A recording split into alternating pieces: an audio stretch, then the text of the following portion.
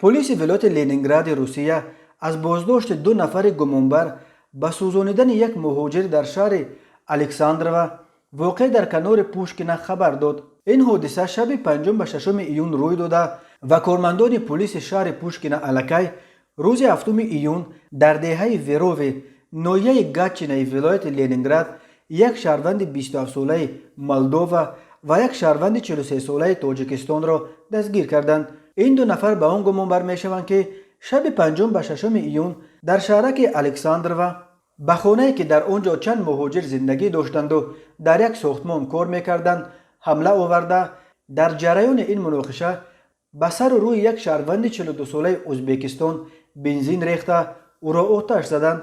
سبب چنین مناسبت بیرحمانه آنها نسبت به این مهاجر هنوز روشن نیست. بنا به خبرها جبری دیده با سر و روی سوخته از جای حادثه فرار کرده خود را تا شهرهای کیفسکی رسانیده است.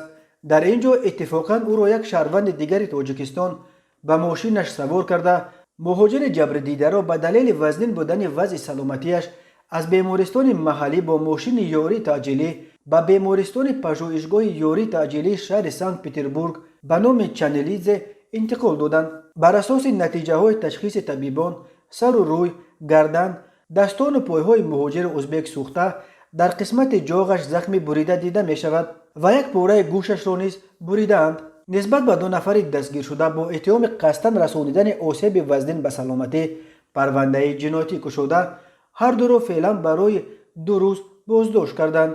مقامات حفظ حقوق پوشکین حالا مسئله به حبس پیشکی گرفتن شهروندان مولدووا و تاجیکستان را بررسی دارند. به آنها بر اساس ماده 111 کودکس جنایتی روسیه تا 12 سال زندان تهدید میکند.